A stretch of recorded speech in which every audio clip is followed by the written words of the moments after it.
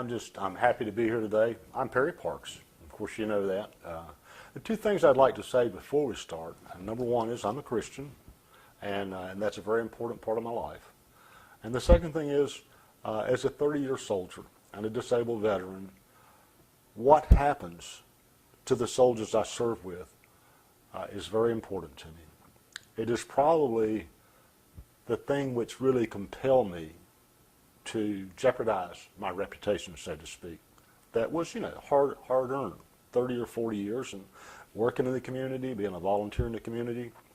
But I was sitting in church one night, and we're reading in Acts, and I know this is not religious, but Peter's talking to the Jews, and he said, it's you who crucified him, you and your leaders, even though you did it in ignorance.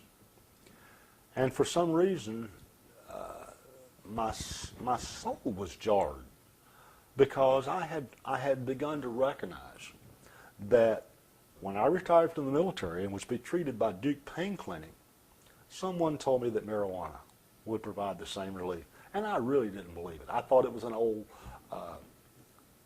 crutch people used.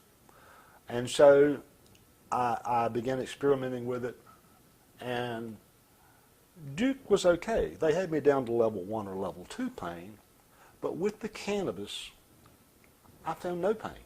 I basically operate pain-free. To recognize that and not tell people about it is not right. Each church has a goal of seeking the truth.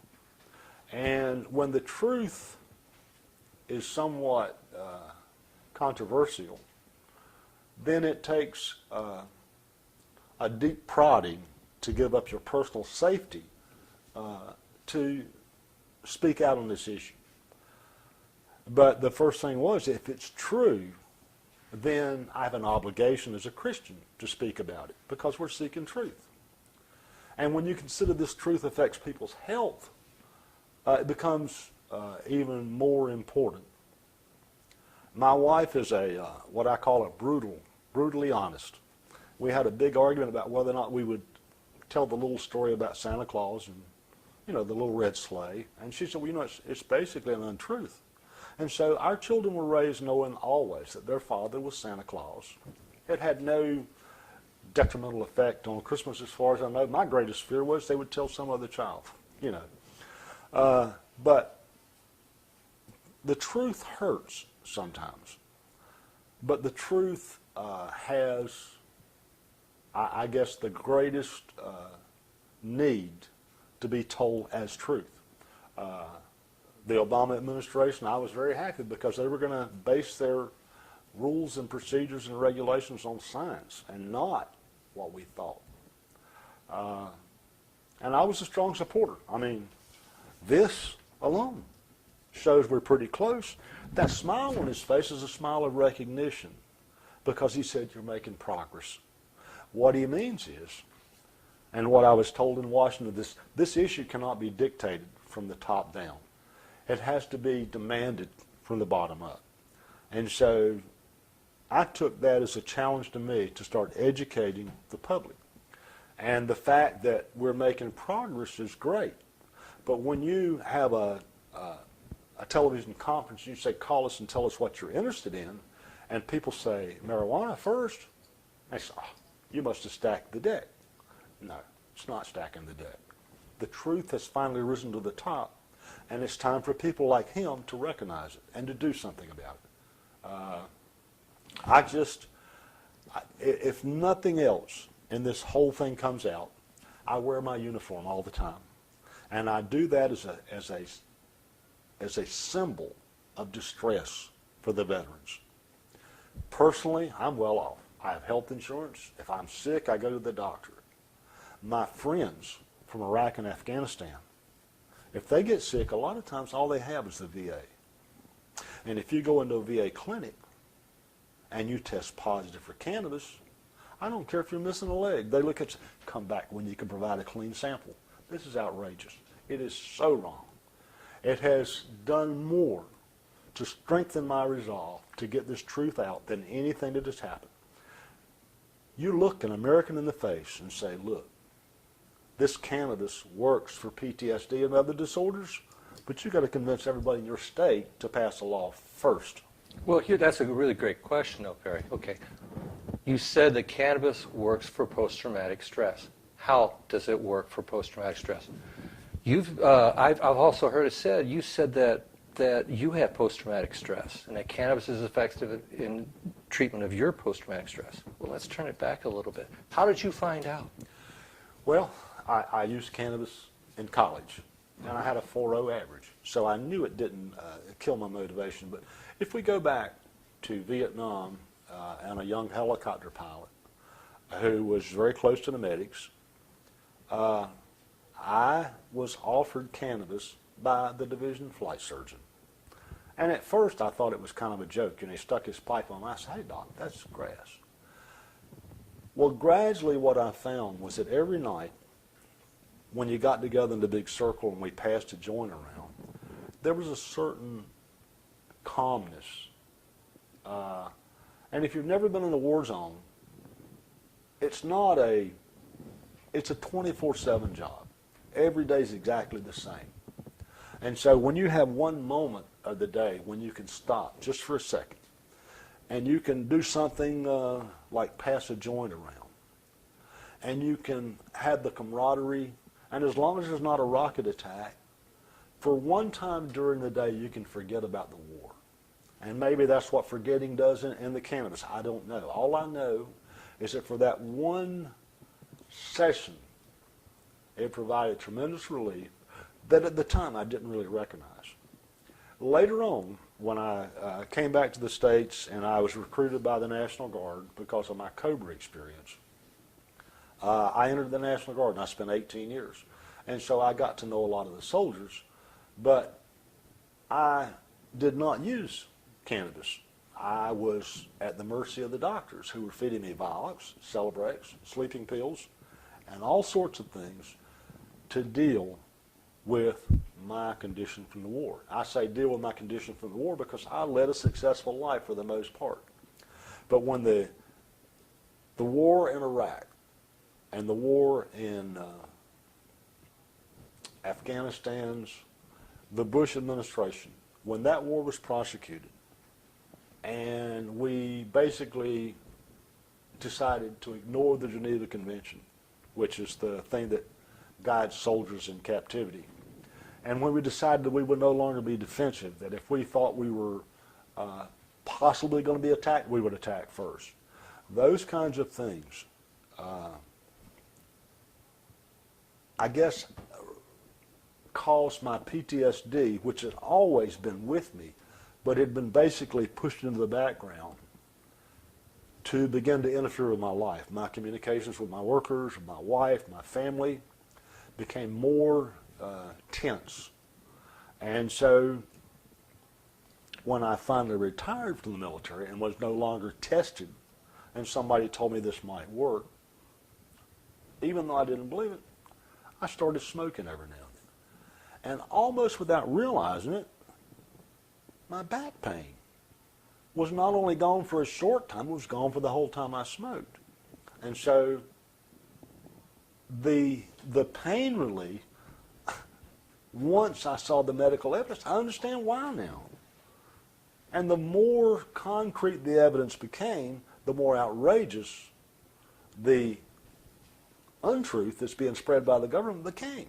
I mean, if you learn something and it's different from what you thought it was, then you need to act on that and not say, well, people wouldn't believe this, and go back to the old policy. You know, I think it's really important that people really have an understanding of what post-traumatic stress is. I've described it one time before saying it's kind of like a broken record, and the fact that, you know, whatever pain, whatever it is, the thing that has come that has really made an impact on our life, tragically, how like a broken record, you know, we start to drift away from it, but we always end up coming back to that moment, and it's just as raw, just as real as it was that first time. The PTSD has been, for me, probably the greatest help, because before, when I was actually becoming physically physically reacted with my family to the point of arguing almost to coming to blows. All of that when I was taking narcotic medications and sleeping pills to sleep, COX-2 inhibitors, Lorcet, just anything. And it really just masks the pain. You take one and you feel okay for a while, but then the pain comes back. With the cannabis, it's different. It's like you're able to reprocess memories, and you begin to understand that, look, everybody's this way. They don't like to kill people. I mean, in World War I, they had a really difficult time making people actually shoot at somebody. They would aim, and then just before they'd pull the trigger, the human condition takes over, and you raise the rifle just a little bit because it's just not right to shoot somebody else. Soldiers, and I said this in The Good Soldier, have to be trained to kill someone. You have to condition them, and the way they did it was with the pop-up targets.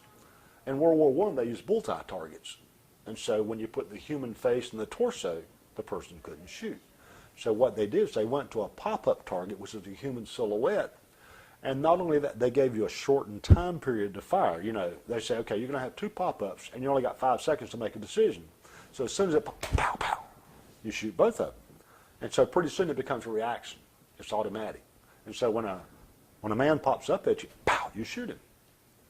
That act of killing is immoral. I don't care what reason it's done for. If it's a policeman shooting a robber, if it's a soldier shooting another soldier, it causes harm to the brain, because you know in your heart it is not right to kill another human being. And yet you have to be conditioned to do that, and then you have to be conditioned to put up with it. Look what we have in Afghanistan and Iraq right now. We have soldiers coming back by the thousands whose brains are screwed up because they've been asked to kill people. They've been asked to kill women and children, because sometimes in a war, things get so screwed up. So look, you either kill the child or the child kills you. And so I don't care how you package that, it causes problems. And if smoking a joint can relieve that problem, when I asked the Democrat, I said, look, if I tell you that it makes me feel better after what I've been through, that should be enough. But no, you wanted medical evidence. When the medical evidence came out supporting the use of cannabis for a number of conditions, chronic pain, PTSD in New Mexico, all I had to do was look at myself. How am I coping now with my family, and how was I coping on the narcotics? There is no comparison. None. The only thing I suffer now is rage because of the truth that is not being, it should be broadcast from the top of the mountain. Hey, this can make a soldier feel better. No, we prefer to put him in jail. The Good Soldier had 5 veterans, World War II, the Gulf War, 2 from Vietnam, and 1 from Desert Storm. And what the filmmakers wanted to find out was, well, exactly what happens to a person when they go in the service and they go into a combat zone and then they come home. And that was the purpose of The Good Soldier. And I think if you look, you will see in The Good Soldier the evolution of PTSD and why it becomes such a problem. What they are doing now is feeding narcotics to the soldiers. The soldier in the New York Times who died was taking 7 different narcotics. And he died from the interaction between them, not overdosing. If we put that in the New York Times, and we know we're killing the soldiers with narcotics, and we have a safe medicine that we now know, we know how it works, and we understand some of how the medication itself works. People are so conditioned that as soon as you mention the word marijuana, they cut it off. They don't listen. Everybody in the world is trying to educate the public now. The History Channel, the Discovery Channel, every channel is trying to say, hey, we screwed it up back in 1937. We want you to slow down and listen because there's a lot of good evidence now, and it's just not being put out. In 33 states now, veterans can be arrested had their benefits taken and put in jail because they used cannabis to treat the conditions of war. In 17 states, it's now fine because that state has a program. I think if most people realize that the veterans are being jailed for using cannabis, which is an acknowledged treatment for cannabis and PTSD and pain, I think people would be outraged. People come up to me all the time, hey, how can I help you? I love thank you, veteran. Well, how about thanking me by just not arresting me? That's all I'm asking. Just let me use the medicine of my choice to treat my problems. Is that so much to ask? Really? I mean, every time a veteran calls me in North Carolina, and I've had 2 in tears. I had Randy Hobbs from Clayton called me and said he was put in the VA and told, look, you either provide a clean sample or you get no care. So he tried to go to his pain clinic. His pain clinic said, hey, you're a veteran, you need to go to the VA. And so he's caught in this crossfire between the pain clinics and the VA. And the VA will not treat him at all. And check it out. I mean, go to a VA clinic and say, look, if I test positive for cannabis, what happens? You're told to come back when you're not using the cannabis. What do you do in between? What does a veteran do in between? Well, did you see the other day, we're having 1 suicide a day. More soldiers dying from suicide now than from combat. And part of that suicide is because they're being denied the medication that could help them. The suicides, you cannot stop the problems from combat. And if you have multiple deployments, time and time again, then you're going to come back with some kind of disabled or disabling injury. And the choice of how to treat that should be the veteran's, along with his doctor's recommendation or whatever it requires. It should not be dictated by the state I live in. I mean, I told Congressman or Senator Kay Hagan, I said, look, a veteran in Iraq gets hit by an IED, causes a brain injury. The medic comes running up, hey, soldier, where are you from? I'm from Rhode Island. Oh, praise the Lord, man. You can try to use cannabis. The medic comes running up, IED, hey, soldier, where are you from? I'm from North Carolina. Oh, man, I'm sorry, they're going to arrest you and put you in jail. How can that be allowed in the United States of America? That a veteran in combat's treatment is dictated by where he lives. You know, and in the progressive states, everybody is more open to the truth. In this state, North Carolina, almost everything is done by rumor and rumor mill and mistruths and the political money. The pharmaceutical industry, the alcohol industry, all the people who would lose are going to fight it. They don't care about the veteran. They care about the dollars, the money. And from what I've seen in this whole battle, that is the problem. It's the money. It's the money on both sides. The prohibition side, the lawyers, the doctors, the medics, the policemen, they get their cash. The cartel side, they make theirs from being illegal and charging the higher prices. And so who's caught in the middle? The soldier, the patient, the veteran. They're the ones caught between this greed on both sides of the money pillar. And it causes distrust, it causes dysfunction in our government, and it causes the greatest harm is to the veteran, who's denied the opportunity to treat himself because of where he lives. I had a legislator tell me, you need to move to another state. I was born in this state. I grew up in this state. I went to school in this state. I served my country from this state. And I'm wounded. And when I come back, somebody tells me, you need to move to treat yourself? What kind of person tells me that? They are wrong. They are so wrong.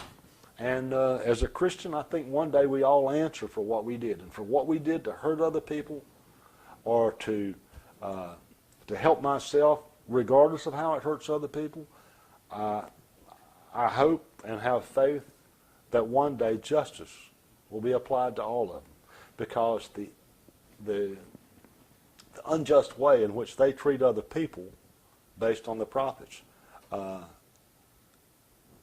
I just don't even have the words to tell you how wrong it is. It just causes me to want to boil over. In the church, when I told my pastor that, hey, I'm using cannabis now, and I'm having the best, I'm functioning better than I've ever functioned. He said, it's wrong. I said, wait a minute, have you looked at the evidence? You can read the same evidence and come to different conclusions. I'm telling you it's wrong. His whole wrongness is based on his false preconceptions of what he was told by a crooked government, and here I sit doing my best and listening to this man speak, and when I find something that's truthful and he denies it, it just lets you see how difficult the battle is. I just don't know where to go from here. I do, and I will wear my uniform at every public event I can go to. And I want them to look me in the face, and if I do nothing else, I want people to understand that the soldier is being treated for his wounds based not on the science, but on the laws of that state. The science is pretty clear. The endocannabinoid system, the receptors, CB1 and CB2 and possibly CBX now. It's like you have the medical evidence, which John Walker in 2005 said, hey, we got clinical trials going on right now. Until we get those, all you got is a bunch of people saying, I feel good. Well, the clinical trials are over, and they support the people that said, I feel better, so where's the change in the law? Where's ONDCP now? ONDCP continues to lie. Gil Karlowaski and all of those folks who stand up and keep saying marijuana is dangerous and all these other things, where is the evidence? What are you basing your stuff on? I asked Tom Vilsack, Secretary of Agriculture, about the veterans' use of cannabis. And he said, I don't know much about that. The top agricultural product in several counties, and the Department of Agriculture Secretary doesn't know anything about it. It's all part of the lie. It's all part of the lie that you perpetuate by not telling the truth. He didn't stand up and say it's a lie. He just wouldn't confirm the truth. I like these little sayings, and I guess the only one I've come up with my wife gives me credibility for is a half-truth is a whole lie.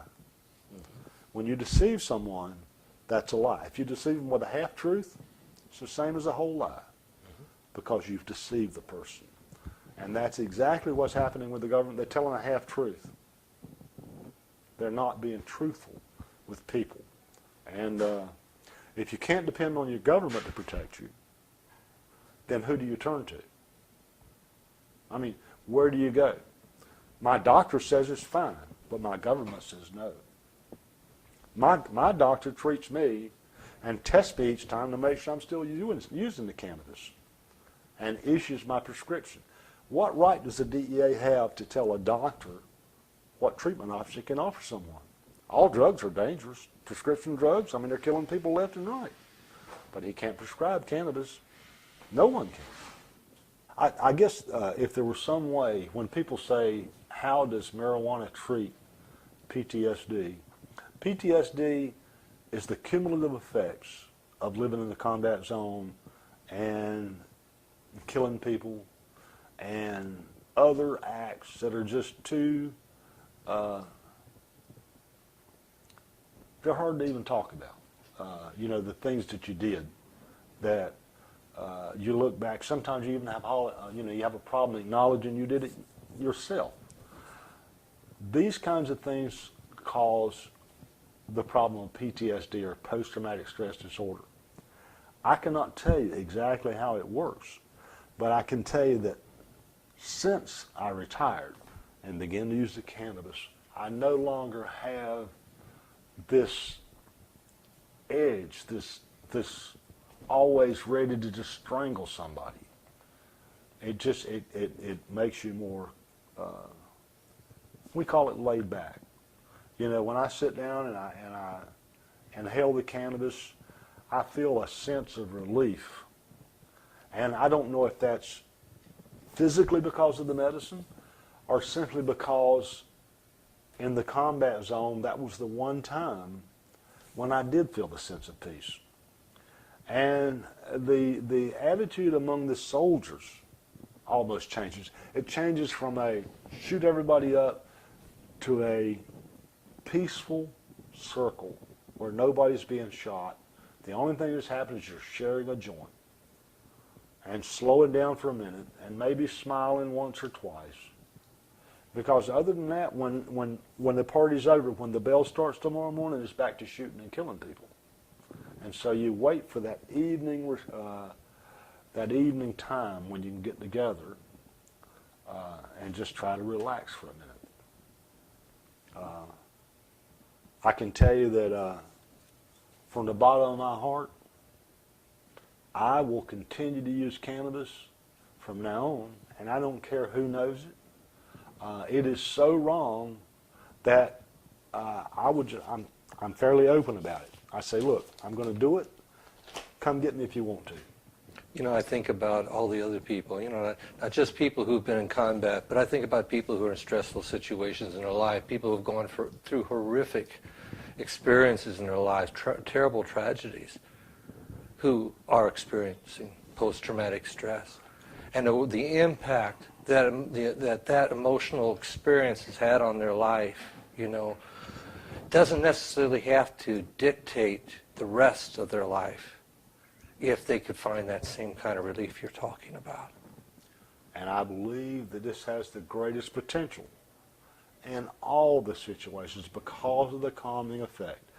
Like I say, I don't know exactly how it works, but the very fact that when you talk about cannabis use in general, even in a large crowd, whereas alcohol is unpredictable and most likely results in somebody being killed or shot or argued at, just doesn't happen with the cannabis.